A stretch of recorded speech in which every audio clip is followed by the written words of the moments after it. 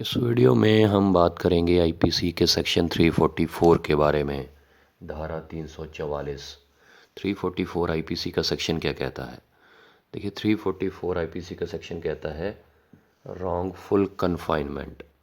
Wrongful confinement होती क्या है, जो पिछली वीडियोस में मैं आपको ऑलरेडी बता चुका हूँ, 343 में भी 342 में भी दोबारा से बता देता हूँ कि अगर कोई गलत तरीके से किसी को बंदी बनाकर रखता है कहीं पर भी, उसको रॉन्गफुल कन्फाइनमेंट बोला जाता है।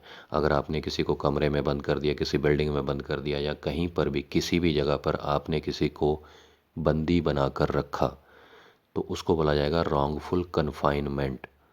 तो बंदी बनाकर रखने को ही रॉन्गफुल कन्फाइनमेंट कहते हैं, जो कि आपका अधिकार नहीं होता है, फिर भी आप रॉन्गफुल कन्फाइनमेंट करके रखते हैं, किसी को बंदी बनाकर रखते हैं। अब इसमें धारा 344 आईपीसी के सेक्शन में क्या बताया गया है रॉन्गफुल कन्फाइनमेंट के बारे में? इसमें बात की गई है कि अगर कोई, यहाँ पे 10 दिनों की बात की गई है कि अगर कोई 10 दिन या फिर 10 दिनों से ज़्यादा किसी को बंदी बनाकर रखता है, 10 दिन या फिर 10 दिनों से ज़्यादा किसी को बंदी बनाकर अगर कोई रखता है, तब ये धारा लागू होगी। अगर 10 दिनों से कम है तो फिर 343 आईपीसी का सेक्शन है। 3 दिनों से लेकर 10 दिनों से कम अगर हो तो 343 आईपीसी का सेक्शन है। वो आपने वीडियो चेक करनी हो तो वीडियो सेक्शन में जाकर देख सकते हैं, ऑलरेडी वीडियोस में अपलोड कर चुका हूँ। यहाँ पे बात हो रही है कि अगर किसी ने किसी व्यक्ति को 10 दिनों के लिए बंदी बनाकर रखा, या 10 दिनों से ज़्यादा बंदी बनाकर रखा, 15 दिनों के लिए, 20 दिनों के लिए, तब ये धारा 344 आईपीसी का सेक्शन उस पर लागू होगा। एफआईआर हो जाएगी 344 आईपीसी के सेक्शन के अकॉर्डिंग। अब बात कर लेते हैं कि इसमें सज़ा कितनी मिलेगी और इसके मेन पॉइंट्स क्या हैं। इसमें 3 साल तक की सज़ा का प्रावधान है। 3 इयर्स की इसमें जेल हो सकती है और साथ में फ़ाइन होगा, साथ में जुर्माना होगा। ये एक बेलेबल ऑफेंस है। बेलेबल का मतलब क्या होता है कि ये जमानती अपराध है। इसकी जो बेल है बड़ी आसानी से हो जाएगी, जमानत आसानी से हो जाएगी, पुलिस स्टेशन में ही, पुलिस थाने में ही हो जाएगी। उसको बेलेबल ऑफेंस बोला जाता है, जमानती अपराध बोला जाएगा। तो ये कॉग्निजेबल ऑफेंस है।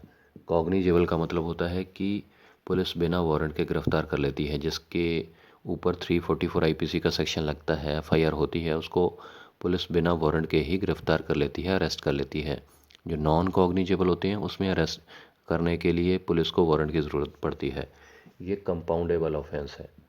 कंपाउंडेबल का मतलब होता है कि ये समझौतावादी है, इसमें समझौता हो सकता है। जो नॉन कंपाउंडेबल ऑफेंस होते हैं उनमें समझौता नहीं होता है, वो गैर समझौतावादी होते हैं। लेकिन ये समझौतावादी है, कंपाउंडेबल ऑफेंस है। इसकी जो प्रोसीडिंग है, इसका जो ट्रायल चलता है, केस चलता है, वो जेएमआईसी की अदालत में चलता है। Junior magistrate first class, lower court बोलते हैं जिसको, उसकी अदालत में इसका ट्रायल चलता है, केस चलता है। तो 344 आईपीसी का सेक्शन दोबारा से रिकैप कर देता हूँ कि अगर कोई 10 दिनों तक किसी को बंदी बनाकर रखता है गलत तरीके से, या 10 दिनों से ज़्यादा, तो फिर 344 आईपीसी के सेक्शन के अकॉर्डिंग, धारा 344 के अकॉर्डिंग उस पर एफआईआर हो जाती है और उसको 3 साल तक की सज़ा हो सकती है, साथ में फ़ाइन होगा। बेलेबल ऑफेंस है मतलब जमानती अपराध है। कॉग्निजेबल मतलब पुलिस बिना वारंट के गिरफ्तार कर लेगी। कंपाउंडेबल है मतलब समझौता हो सकता है। और जूनियर मजिस्ट्रेट फर्स्ट क्लास जेएमआईसी की अदालत में इसका ट्रायल चलता है, केस चलता है। बिल्कुल सिंपल शब्दों में समझाने की कोशिश की है। उम्मीद करता हूँ क्लियर हो गया होगा। कोई कन्फ्यूजन रह गई हो तो प्लीज़ कमेंट कीजिएगा, और लॉ से रिलेटेड कोई भी जानकारी चाहिए तो आप कमेंट कर सकते हैं। अगर आप लॉ के स्टूडेंट हैं या लॉ से रिलेटेड वैसे जानकारियों के इच्छुक हैं तो प्लीज़ कमेंट कीजिएगा। और चैनल ज़रूर सब्सक्राइब कर लीजिएगा, क्योंकि इस चैनल पर कानून से रिलेटेड ही वीडियोस अपलोड किए जाते हैं, सिंपल भाषा में, सिंपल शब्दों में, जो कि आपको जानकार बनाते हैं, सशक्त बनाते हैं। तो चैनल सब्सक्राइब कीजिएगा और कमेंट भी कीजिएगा कि ये वीडियो आपको कैसी लगी। नेक्स्ट वीडियो में बात करेंगे 345 आईपीसी के सेक्शन के बारे में, धारा 345 के बारे में। शुक्रिया ये वीडियो देखने के लिए, धन्यवाद।